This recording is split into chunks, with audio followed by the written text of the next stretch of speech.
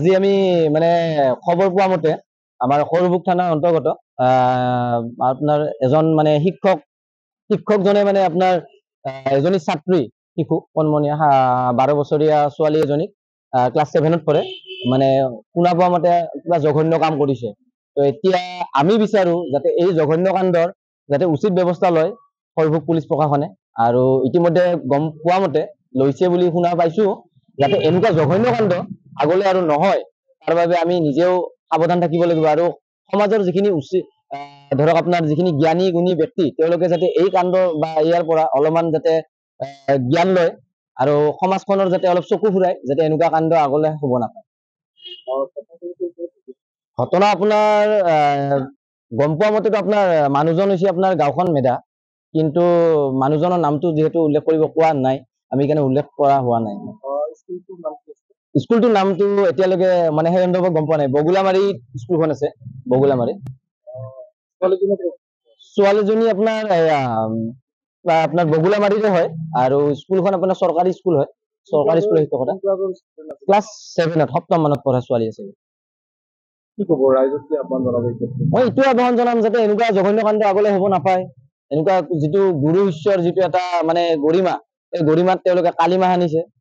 ছোৱালীজনীতো দুখ নাই ইয়াত বাৰু, শিক্ষকজনৰে দুখ, যিহেতু এনেকুৱা জঘন্য কাম কৰিছে। আগন্তুক যাতে এনেকুৱা কাম নহয় তাৰ বাবে আমি মানে উচিত গৰিহণাৰ মানে ব্যৱস্থা আমি যাতে প্ৰশাসনে লয় তাৰ বাবে আমি আহ্বান জনাম। আৰু কথা কৈছে শিক্ষামন্ত্ৰী বিভিন্ন ধৰণৰ শিক্ষামন্ত্ৰীয়ে দিয়া হয় বা শিক্ষকসকলক বিভিন্ন ধৰণৰ নিৰ্দেশনা দিয়া হয়, তাৰ মাজতো এনেকুৱা ধৰণৰ পৰিস্থিতি হৈছে বা চৰকাৰখনেও সেইটো হোৱাৰ পিছতো এনেকুৱা ধৰণৰ ঘটনা। ক'বলৈ গ'লে এইটোতো আপোনাৰ ধৰক বিভিন্ন ধৰক ছোৱালী প্ৰতিৰক্ষা বিষয়ৰ বাবে বিভিন্ন আপোনাৰ কাম এয়া ওলাইছে, ব্যৱস্থা ওলাইছে, কিন্তু সেই সন্দৰ্ভত ধৰক আমি চৰকাৰৰ লগত ফেৰি আমি কৰিব নোৱাৰো দিয়কচোন। সেইটো তেওঁলোকৰ নিজৰ ব্যক্তিগত কথা, তেওঁলোকে কি কৰে কি নকৰে, কিন্তু আমি জানো বা আমি ভাবো যাতে সমাজখন যাতে উচিত আৰু ধৰক আপুনি নিকাভাৱে চলাব লাগিব, তাৰ বাবে ছোৱালীখিনি নিজেও অলপ সাৱধান হ'ব লাগিব। এনেকুৱা ইয়াত যিহেতু তেওঁৰ বয়স হোৱা নাছিলে, আৰু শিক্ষকজন আপোনাৰ ধৰক 59 এজৰ বুলি শুনা পাইছো। যিহেতু তেওঁ এজন শিক্ষক, এনেকুৱা কাম তেওঁ কৰিবলৈ মানসিকতা তেওঁৰ হয়তো নিশ্চয় কুচিত বুলি ভাবো।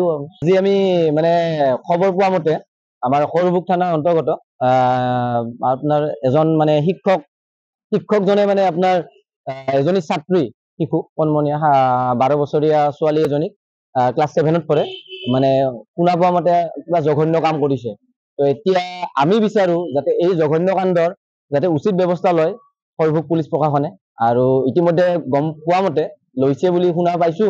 যাতে এনেকুৱা জঘন্য কাণ্ড আগলৈ আৰু নহয় তাৰ বাবে আমি নিজেও সাৱধান থাকিব লাগিব, আৰু সমাজৰ যিখিনি উচিত ধৰক আপোনাৰ যিখিনি জ্ঞানী গুণী ব্যক্তি তেওঁলোকে যাতে এই কাণ্ড বা ইয়াৰ পৰা অলপমান যাতে জ্ঞান লয় আৰু সমাজখনৰ যাতে অলপ চকু ফুৰাই যাতে এনেকুৱা কাণ্ড আগলৈ হ'ব নাপায়। ঘটনা আপোনাৰ গম পোৱা মতেতো আপোনাৰ মানুহজন হৈছে আপোনাৰ গাঁওখন মেধা, কিন্তু মানুহজনৰ নামটো যিহেতু উল্লেখ কৰিব কোৱা নাই, আমি সেইকাৰণে উল্লেখ কৰা হোৱা নাই। স্কুলটোৰ নামটো এতিয়ালৈকে মানে সেই সন্দৰ্ভত গম পোৱা নাই। বগুলামাৰী স্কুলখন আছে, বগুলামাৰী। ছোৱালীজনী আপোনাৰ আপোনাৰ বগুলামাৰীৰে হয়, আৰু স্কুলখন আপোনাৰ চৰকাৰী স্কুল হয়, চৰকাৰী স্কুলৰ শিক্ষকতা। ক্লাছ 7ত 7ম মানত পঢ়া ছোৱালী আছে। কি ক'ব ৰাইজক কি আহ্বান জনাব? মই এইটোৱে আহ্বান জনাম যাতে এনেকুৱা জঘন্য কাণ্ড আগলৈ হ'ব নাপায়। এনেকুৱা যিটো গুৰু ঈশ্বৰৰ যিটো এটা মানে গৰিমা, এই গৰিমাত তেওঁলোকে কালিমাহ আনিছে।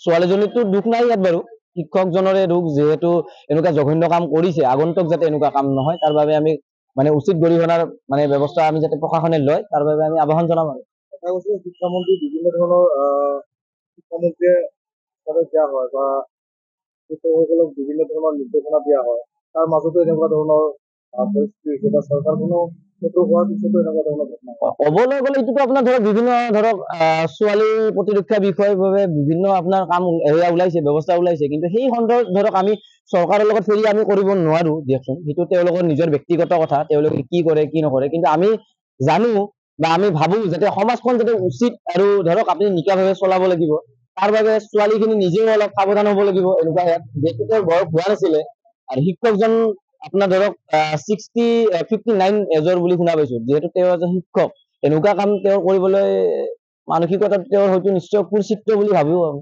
যিকোনো খবৰৰ বাবে যোগাযোগ কৰক 7099017330 লগতে 7099017110 নম্বৰত